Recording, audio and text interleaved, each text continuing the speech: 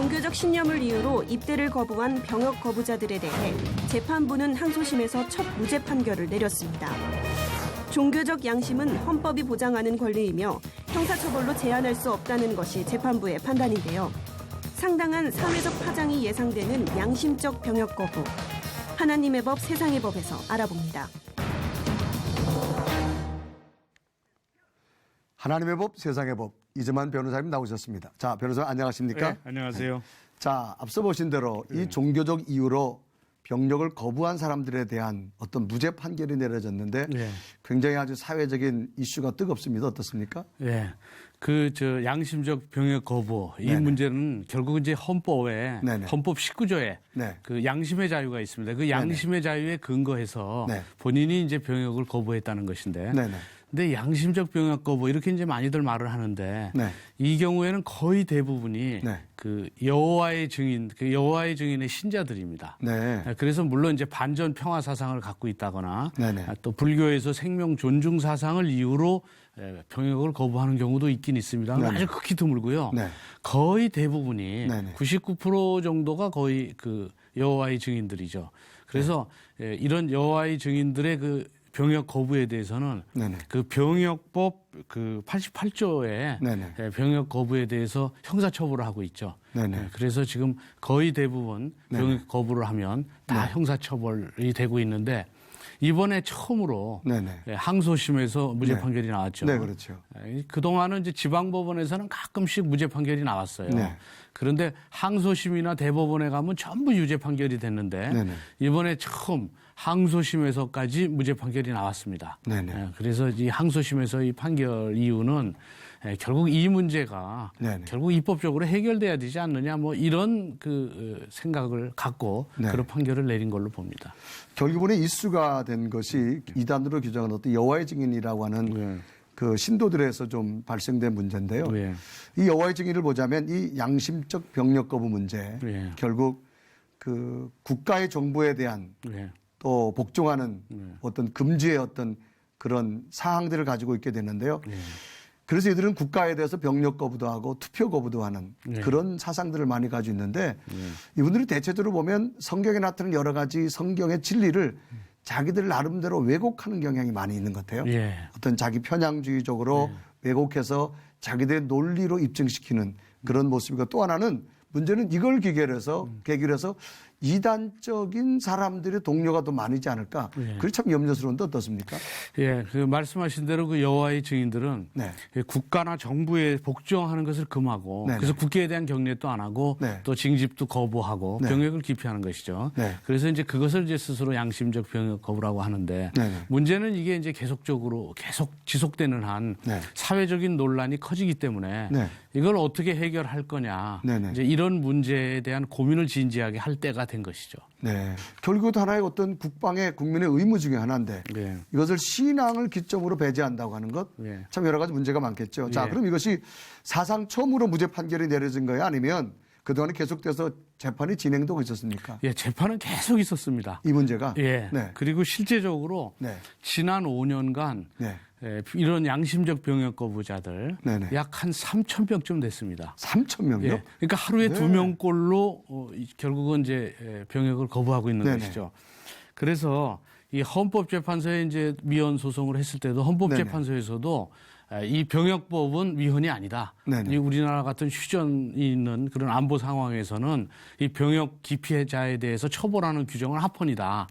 그러면서 합헌으로 하면서도 헌법재판소에서 그러나 처벌하는 것보다는 어떤 대체 복무제라든지 어떤 대안을 만들어야 되지 않냐 이런 이제 그 권고를 좀 했었고요.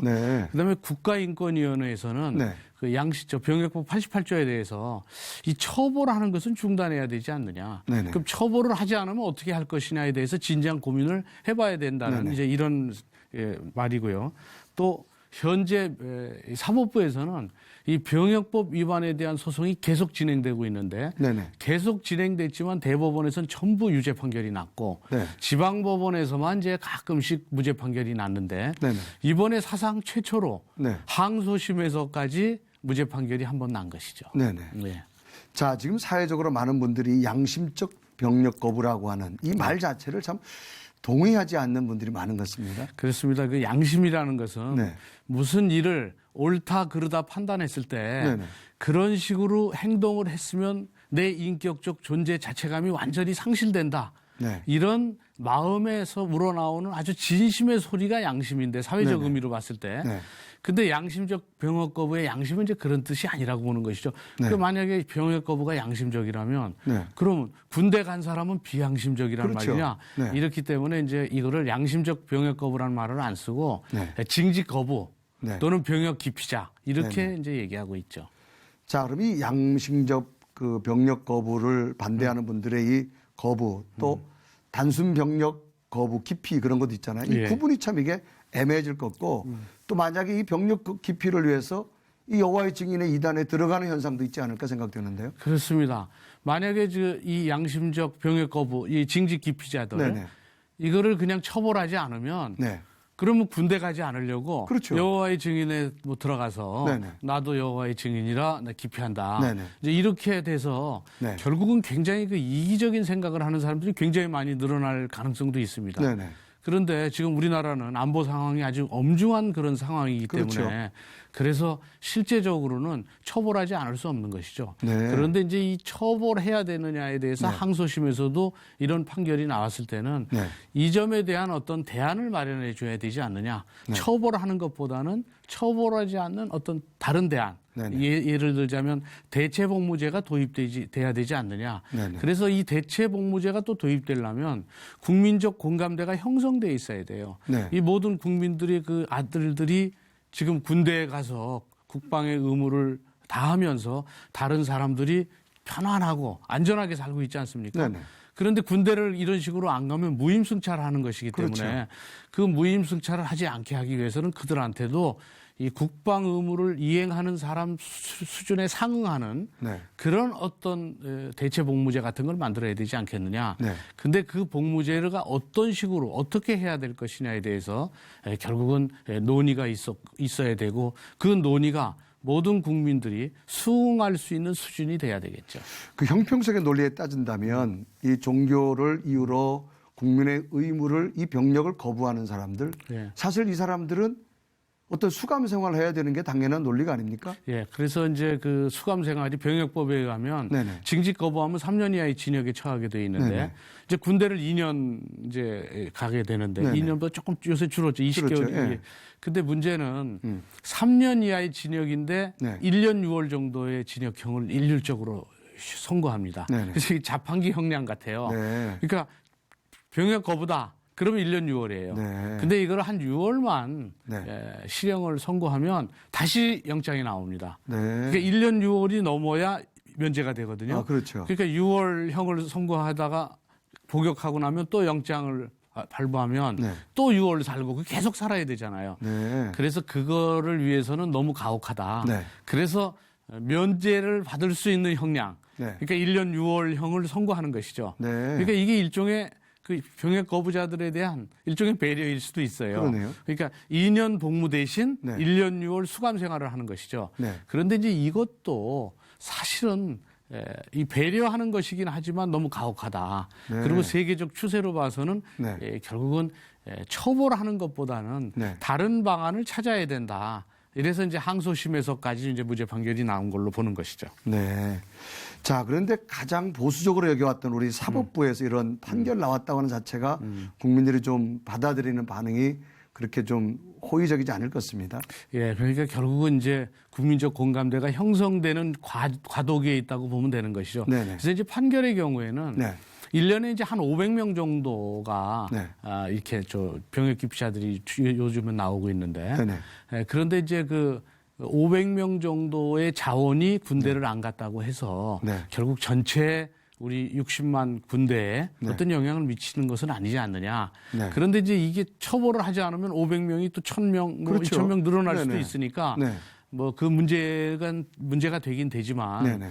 그래도 이 국제적 추세 같은 거나 이런 걸 봐서 또 국제인권위원회에서도 형사처벌을 중단해라. 네. 우리나라에서도 중단해라. 이렇게 하고 네. 있고 또 헌법재판소에서도 병역법은 합헌이다. 병역법 위반으로 처벌하는 것은 합헌이지만 네네. 그래도 대체복무제를 도입하는 것이 좋겠다고 이 권고, 네. 강제성은 없지만 권고적 효력이지만 권고를 했고 또 항소심에서 재판부에서도 이렇게 적극적으로 무죄 판결까지 냈기 때문에 네. 이제는 전 국민적 공감대를 얻을 수 있는 어떤 그런 입법적 조치가 있어야 되지 않느냐 하는 그런 그 공감대가 차츰차츰 확산될 걸로 보고 있습니다. 자, 어쨌든 이 문제는 이 간단한 문제가 아니고 이제 2심까지 진행되어졌는데 이제 대법원 판결 남았죠? 예. 그 부분은 어떻게 보고 계십니까? 뭐 대법원에서는 또 뭐 유죄가 나오겠죠. 대법원에서 무죄가 나올 가능성은 거의 없습니다. 네. 왜냐하면 이미 합헌 판결도 났고, 네네. 그리고 대법원은 이제 보수적 기관이기 때문에 네네. 실제적으로 무죄 판결을 선고하기는 어려울 거라고 보고요. 네네. 또 항소심에서도 이제 한 재판부가 무죄 판결은 냈지만 네. 대부분의 재판부에서는 항소심에서도 유죄 판결을 선고할 겁니다. 네. 그래서 이 문제는 네. 사법부에서 네. 결국 사법부는 소극적으로 법에 따라서 판결을 하는 기관이에요. 보수적으로. 그렇죠. 네. 사법부에서 이 법을 스스로 네네. 사실은 이 적극적으로 이 법을 바꿔서 판결을 해서는 안 되는 것이죠. 그렇죠. 그러니까 입법부에서 법을 바꿔야 네. 그 바뀐 법에 따라서 결국 재판을 하는 것이기 때문에 네. 입법부가 할 일을 사법부가 해서는 안 되는 것이라서 네. 다른 항소심에서도 무죄 판결이 날 가능성은 그렇게 많지 않습니다. 네. 그런데 뭐 대법원에 간다면 네. 그건 당연히 유죄 판결이 유죄 나겠죠. 판결로? 다만 이번 항소심 판결이 시사하는 바는 네. 결국 500명 정도의 병역 기피자가 국방 자원에 미치는 영향도 미미하고 또 전 세계적인 추세를 보거나 또 처벌하는 그 대상의 95%, 5, 6%가 다 한국 사람이라고 그러고 네네. 또 국가인권위원회에서도 그렇고 우리나라 헌법재판소에서도 그렇고 유엔에서도 형사처벌하는 것보다는 대체복무제를 도입하라고 계속 권유를 하고 있으니까 네.